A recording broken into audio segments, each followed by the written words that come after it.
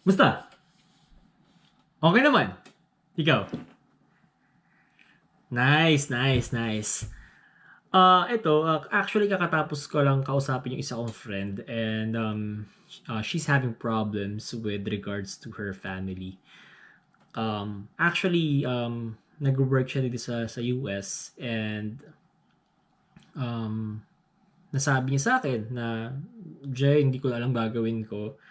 So, as a friend, I'm here to listen and to give advice. Actually, the story was that, nanghihingi na naman daw yung family niya sa Pilipinas and um, parang alam mo yung parang feeling niya obligado siya magbigay. Well, actually, meron akong naisip naisip na way, to deliver to her in the most therapeutic way. Sabi ko sa kanya na sis, pasan mo ba ang mundo? Kasi feeling ko parang lahat na lang ng request nila binibigay mo. Well, sabi niya sa akin na hindi kasi responsibilidad ko sila and ang dami sinabi na parang to me, is it really your responsibility? 'Di ba? Kung iisipin mo, that is actually a typical Filipino culture na hanggang ngayon hindi pa natin naaalis sa sarili natin na meron tayong tinatawag na or pasan system, sorry, paraan tuloy. Pasan system. Kumbaga ba, feeling natin that we are actually assuming that everyone is our responsibility. Kapatid mo man yan, ate, kuya, tito, tita, tatay, nanay, lolo, lola. Even si pinsan, si hipag, si biyanan, feeling mo lahat sila responsibility mo.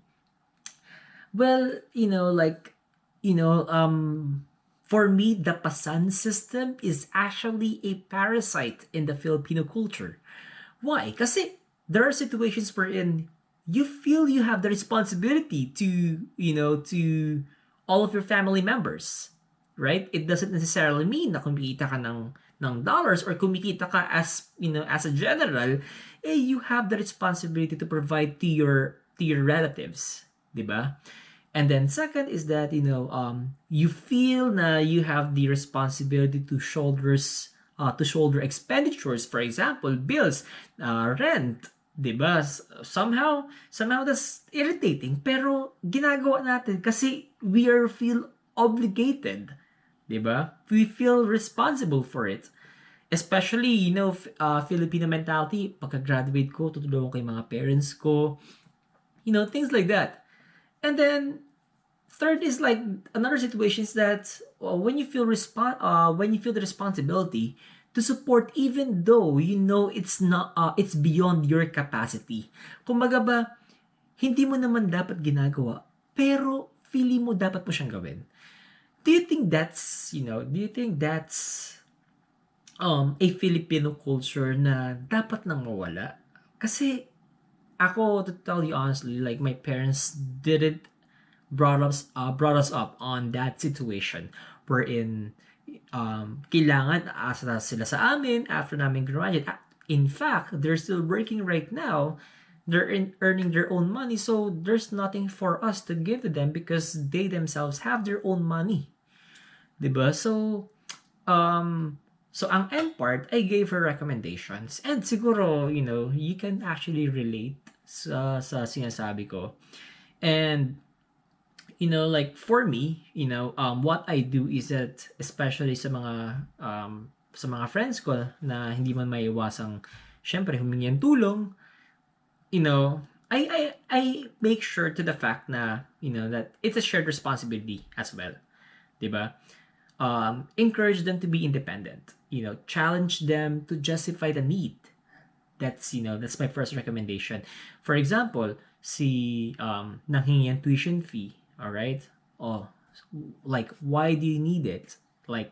Um like gaano ka-importante ba ito?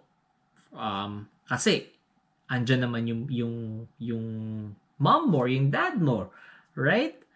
Not unless otherwise, inakop mo na naman siya, o sige, papaaralin kita, papagraduating kita. Pero, if the people around you also has the source of income and they can provide, okay, bakit kailangan mo akuin? 'Di ba? Not unless otherwise, na you encourage them to be independent. You can challenge them to justify the need for what they're requesting. Siguro naman hindi man masama. Siguro, for example, magbibigay ka, hindi man siguro masama na manghingi ng resibo, 'di ba? Just make sure na yung binibigay mo is hindi siya obligasyon or responsibility, but it is somehow generosity to your part, okay, that you can actually afford. And then second, actually this is actually very interesting kasi the second recommendation I gave is that provide them a source of income, not a source of entitlement. Kasi syempre, 'di ba? O, ate, kuya, pahingi ng ganito, pahingi ng ganyan. Kapag binibigyan mo sila ng mga ganung bagay, they feel entitled that whatever they request from you, ibibigay mo kasi mas nakakaangat ka. That's one thing that I think we should actually look for a cure. Kasi hindi siya healthy sa isang family. There's this one instance wherein what I did is that nagbigay ako ng certain amount of money. I gave 10,000 pesos. Okay? Kasi nangangailangan raw siya. So what I did is that, okay, I'm gonna give you 10,000 pesos, granted. Pero, okay, that will be the first and last. Nasa sayo na yan kung papalaki mo yung pera mo, or you're just gonna spend everything but do not expect anything from me from now on. Kumbaga ba, I have been generous. Yes, I have money, pero it doesn't necessarily mean that you're gonna milk money from me.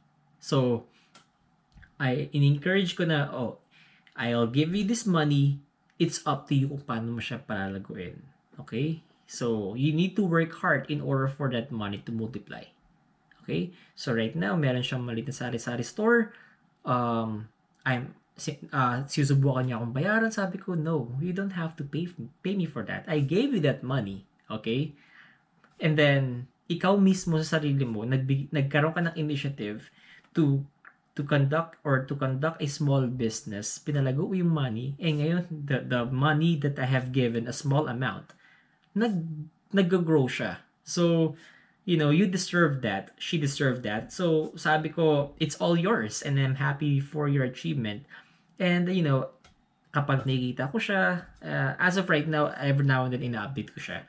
So, maganda yung outcome. So, ako, para sa sarili ko, it's an achievement. 'Di ba? Win-win situation ang tawag doon. And then, third thing is that support them in other means or, establish a reward system. 'Di ba? For example, maganda grades mo, sige, I'm a genie in a bottle. I'm gonna give you whatever you want, right? Or not whatever you want, pero, taper down. Siguro like, check mo rin baka mamaya i-request niya is iPhone X, diba? Or iPhone 11. Suntok naman sa buwan yun. So, ayun, you can establish other means of support or establish a reward system. And the third thing is that, the last thing is that establish a good relationship, okay, with your family so that you can divert your support so that you can divert your support in other means rather than giving, 'di ba? So for example, alam mo yung masarap sa pakiramdam kasi yung lalapit sa yung kamag-anak mo, yung mga kaibigan mo, para manghingi ng advice. Hindi para manghingi ng bagay o ng gamit o ng pera sa'yo. Napakasarap sa feeling nun. And like, mas masarap sa feeling kapag nakikita mong yung relationship ninyo is healthy. Hindi yung one-way system na tinatawag na bigay ka lang ng bigay, pero you're not actually like expecting anything in return, or alam mo yung parang a thank you from them will end up everything na, oy, bigyan mo ko, thank you. Then after that, it's another cycle. So ayun, the Pasan system, I think is one of the biggest factors to consider. The main reason why Filipinos are still struggling about money right now. And hopefully this Pasan system will actually, grew old, especially right now sa mga millennials. That's another thing. Actually, to tell you honestly, from the Pasan system, meron pa akong ibang concepts na naiisip. Pero siguro pag next sa tawag mo na lang para, I can actually like, make a series of our conversation. 'Di ba nga sabi ko sa recommendations that establish a good relationship with your family so that you can divert your support in other means rather than giving. So I'm giving you information right now. Tama? Alright. So, well, isipin ko mo yung mga next concepts natin, tapos babalikan kita para meron tayong pag-usapan. Okay, sige, bye!